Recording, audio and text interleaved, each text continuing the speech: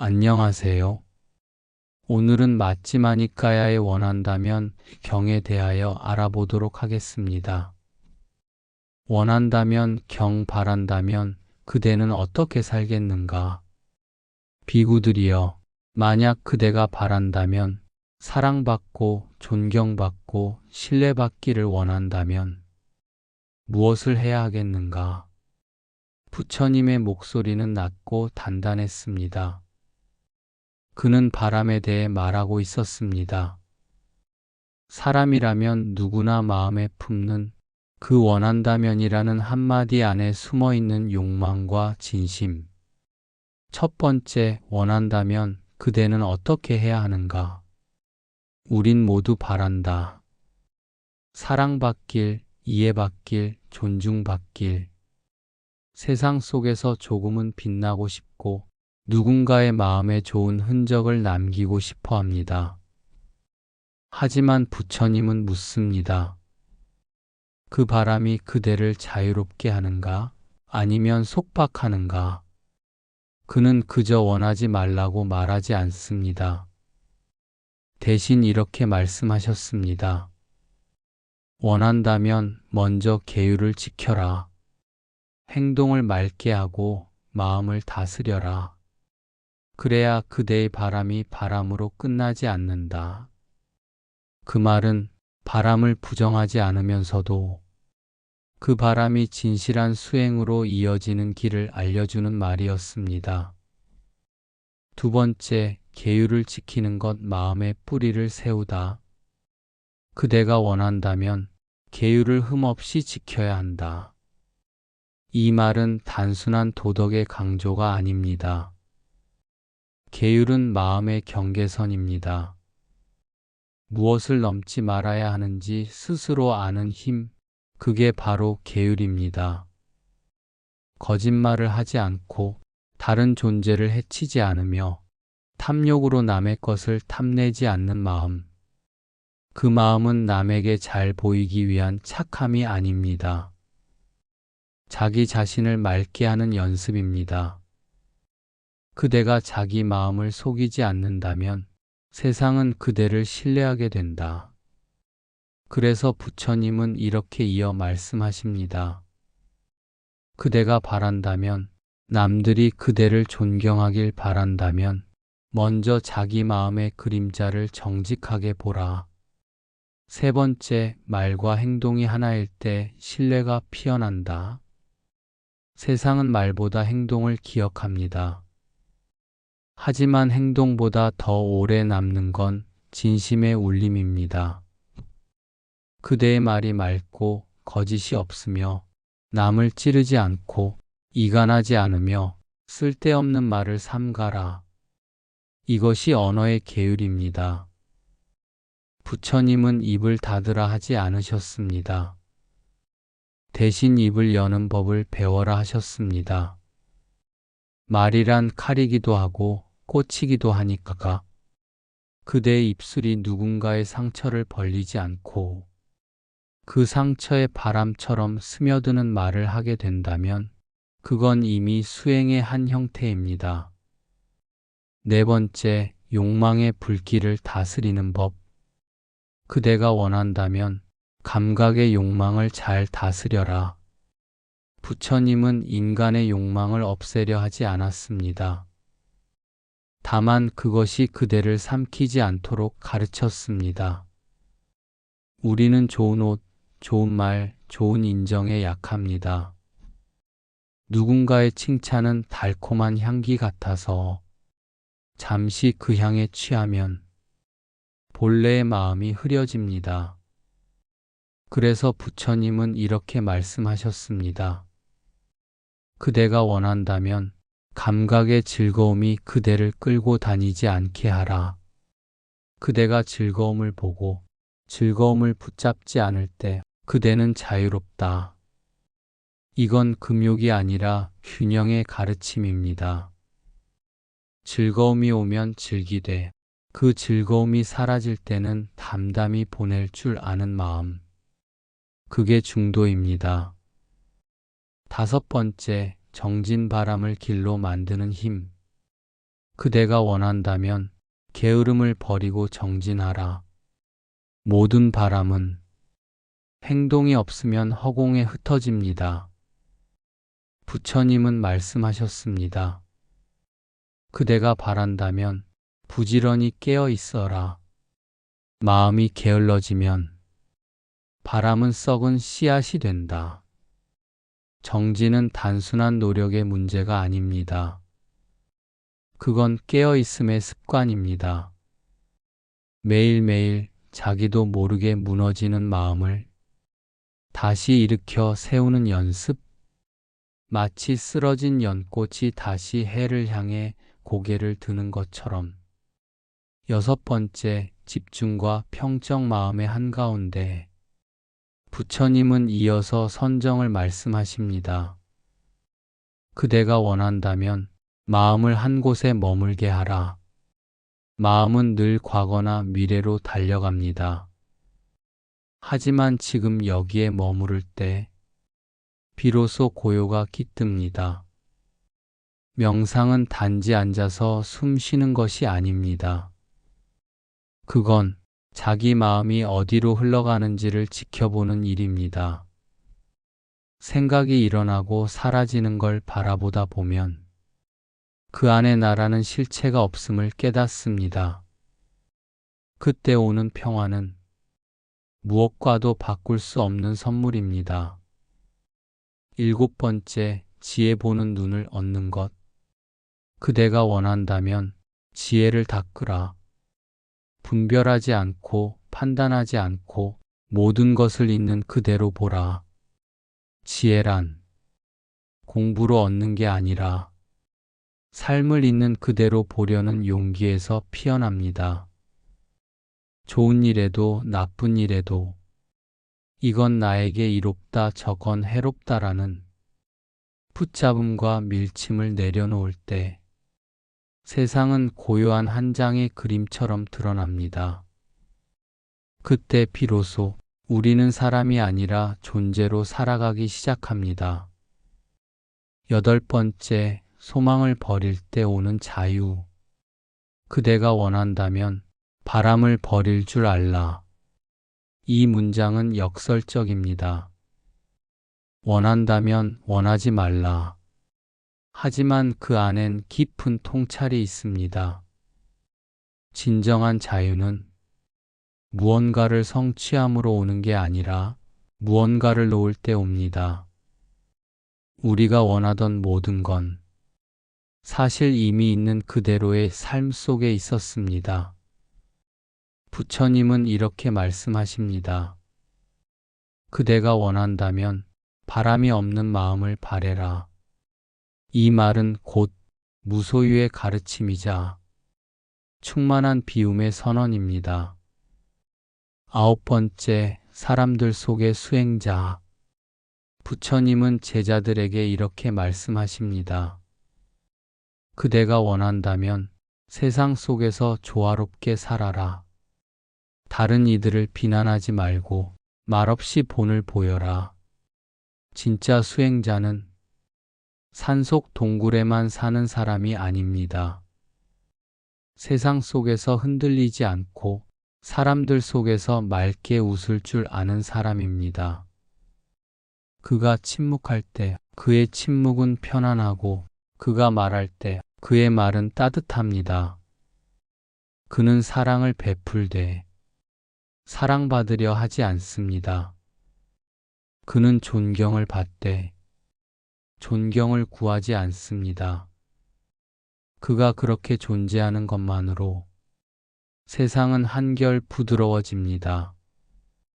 10번째, 마지막 가르침 바람의 끝에서. 원한다면 경의 마지막 부분은 아주 고요합니다. 부처님은 이렇게 마무리하십니다. 비구들이여, 그대가 모든 것을 원하지 않을 때 그대는 모든 것을 얻게 된다.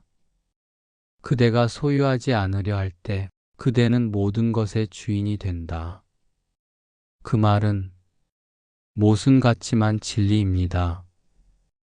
우린 늘 무언가를 가지려 하고 그 과정에서 마음을 잃습니다. 그러나 소망을 내려놓는 순간 세상은 더 이상 나에게서 달아나지 않습니다.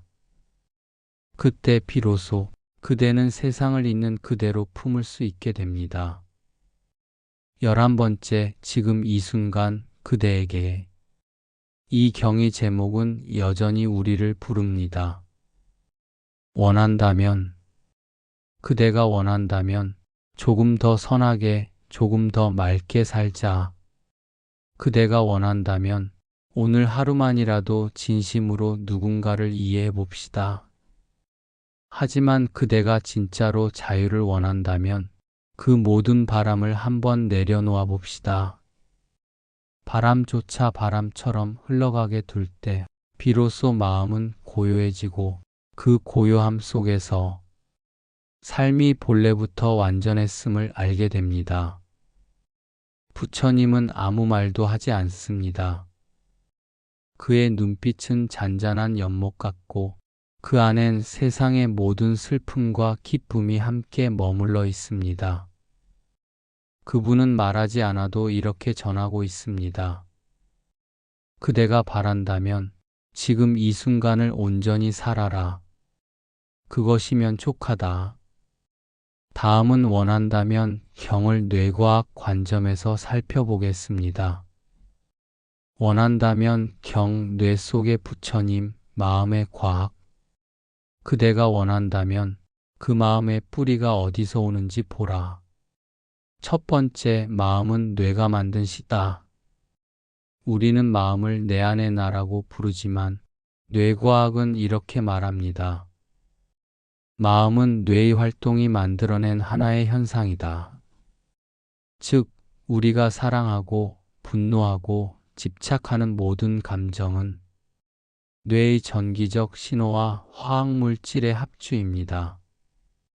전전두엽은 판단하고 편도체는 불안을 감지하며 도파민 시스템은 욕망을 만들어냅니다. 하지만 부처님은 2600년 전에 이미 이렇게 말씀하셨습니다. 그대의 마음이 세상을 만든다. 그 말은 단지 비유가 아니라 오늘날 뇌과학이 밝힌 인지적 구성주의의 진리입니다. 우리가 세상을 보는 방식은 세상 그 자체가 아니라 우리 뇌가 만들어낸 세상의 버전입니다. 두 번째, 원한다는 감정의 뇌 속 메커니즘. 원한다면 경의 핵심 단어는 바람, 즉 원함입니다. 이건 도파민 시스템의 움직임과 완벽히 겹칩니다. 도파민은 흔히 행복 물질로 불리지만 정확히는 기대의 물질입니다. 우리가 무언가를 얻기 전에 이걸 얻으면 행복하겠지 하고 상상할 때 분비됩니다. 그래서 부처님은 말씀하셨습니다. 그대가 원한다면 그 바람이 그대를 어디로 끌고 가는지 보라. 이건 곧 도파민이 어떻게 다음 보상을 쫓게 만드는지 아셨던 겁니다. 욕망은 우리를 움직이지만 결코 채워지지 않습니다. 왜냐하면 도파민은 만족이 아니라 추구에 반응하기 때문입니다. 그래서 부처님은 탐욕을 없애라 하지 않고 그 욕망을 바라보라고만 하셨습니다. 이건 마치 현대 심리학의 메타인지, 즉 생각을 바라보는 생각의 시작입니다. 세 번째, 마음을 바라보는 뇌의 기술 사념처와 전전두엽. 원한다면 경이 강조하는 건 그대의 마음을 보라는 것입니다. 이건 불교의 핵심 수행법인 사념처와 맞닿아 있습니다. 몸느낌 마음법을 관찰하라는 가르침입니다. 그런데 현대 신경과학은 이 관찰이라는 행위가 실제로 전전두엽을 활성화시킨다고 밝혔습니다. 전전두엽은 우리의 감정을 조절하고 즉각적인 반응을 억제하는 자각의 자리입니다. 명상이나 마음 챙김을 할 때 편도체의 활동 공포와 불안은 줄고 전전두엽의 연결성은 높아진다는 연구도 많습니다. 즉, 부처님이 말한 관찰은 단순한 영적 행위가 아니라 뇌의 구조를 바꾸는 훈련입니다. 네 번째, 불타는 마음 편도체와 감정의 불길. 모든 것은 불타고 있다. 이 유명한 구절은 맞지마니까야 다른 경에서도 반복됩니다. 그런데 뇌과학적으로도 아주 정확한 표현입니다. 편도체는 감정의 경보 시스템입니다. 위협을 감지하면 즉시 불을 붙입니다. 나를 보호해야 해. 라는 불길이 타오르는 겁니다. 하지만 그 불길은 자주 진짜 위험이 아니라 상상된 위협에도 반응합니다. 누군가의 말 한마디, 메시지의 점 하나에도 타오릅니다. 명상은 이 불길을 식히는 기술입니다. 명상을 꾸준히 하면 편도체의 과잉 반응이 줄고 감정이 지나가는 파도처럼 인식된다고 합니다. 즉, 부처님이 말씀하신 욕망의 불길을 다스리는 법은 현대 뇌과학으로 보면 편도체를 진정시키고 전전두엽의 통제력을 강화하는 법입니다. 다섯 번째, 마음의 평정, 자율신경과 호흡. 그대가 원한다면 호흡을 알아차리라. 호흡은 단순한 생리현상이 아닙니다. 그건 자율신경계의 조절 장치입니다. 우리가 깊고 느린 호흡을 하면 부교감신경이 활성화되고 심박이 안정되며 스트레스 호르몬 코르티솔이 줄어듭니다. 즉, 호흡을 의식적으로 다루는 건 뇌를 직접 진정시키는 방법입니다. 부처님이 2600년 전 이렇게 말하신 건 놀랍습니다. 들숨을 알며 들이쉬고 날숨을 알며 내쉰다. 그건 명상이 아니라 신경학적 자기조절법입니다. 여섯 번째, 자아의 착각 디폴트 모드 네트워크. 불교는 오래전부터 이렇게 말해왔습니다. 나라는 것은 실체가 없다. 이게 무아의 가르침입니다. 그런데 최근 뇌과학은 이걸 디폴트 모드 네트워크 DMN으로 설명합니다. DMN은 우리가 아무 일도 안 하고 있을 때, 즉 멍 때릴 때 가장 활발하게 작동합니다. 그때 우리는 자신을 떠올리고 과거를 되짚고 미래를 걱정합니다. 나라는 개념은 바로 이 DMN의 반복된 활동에서 생겨납니다. 즉, 나는 실체가 아니라 뇌가 만들어낸 이야기의 주인공인 셈입니다. 명상을 오래 한 수행자들의 뇌를 보면 이 DMN의 활동이 줄어든다고 합니다. 그들은 자신을 이야기로 보지 않고 순간순간의 감각으로 살아갑니다. 그래서 부처님은 이렇게 말씀하셨습니다. 그대가 원한다면 나라는 생각을 잠시 쉬게 하라. 일곱 번째, 바람을 놓는 순간 도파민 루프의 해체. 원한다면 경의 마지막 핵심은 바람을 놓는 것입니다. 그건 뇌과학적으로 말하면 도파민 루프의 끊김입니다. 도파민 루프는 이렇게 돌아. 목표를 세운다 도파민이 분비된다. 목표에 가까워질 때 기대감이 커진다. 성취한다 잠시 기쁨. 곧바로 새로운 목표를 세운다. 우린 이 루프 안에서 끊임없이 다음을 원합니다. 행복은 짧고 결핍은 다시 시작됩니다. 하지만 부처님은 이 고리를 이렇게 풀었습니다. 그대가 원한다면 원하지 않는 법을 배우라. 이건 단순히 포기나 체념이 아니라 보상회로의 자유화입니다. 무언가를 얻지 않아도 괜찮은 마음, 지금 이 순간을 그대로 받아들이는 뇌의 상태. 그때 도파민 시스템은 과잉 흥분에서 벗어나 세로토닌과 옥시토신이 서서히 뇌를 채웁니다. 그건 기쁨이 아니라 평화입니다. 8번째, 부처님은 마음의 과학자였다. 부처님은 신의 계시가 아니라 관찰을 통해 마음의 법칙을 발견한 사람입니다. 그는 명상 중 자신의 의식의 미세한 변화를 관찰했습니다. 그건 마치 fMRI 없이 자신의 뇌 활동을 탐구한 셈입니다. 그는 말했습니다. 그대가 원한다면 자신을 실험하라. 이건 오늘날의 신경과소성 개념과 닿아 있습니다. 우리가 어떻게 주의를 두느냐에 따라 뇌의 연결 구조가 변한다는 것, 즉 수행은 뇌를 재배선하는 과정입니다. 부처님은 2600년 전 그 기술을 마음의 언어로 이미 전해주신 겁니다. 9번째, 사랑과 자비 옥시토신의 신경화학. 그대가 원한다면 자비심을 길러라. 자비는 불교의 핵심이자 뇌의 사회적 연결 시스템을 강화하는 감정입니다.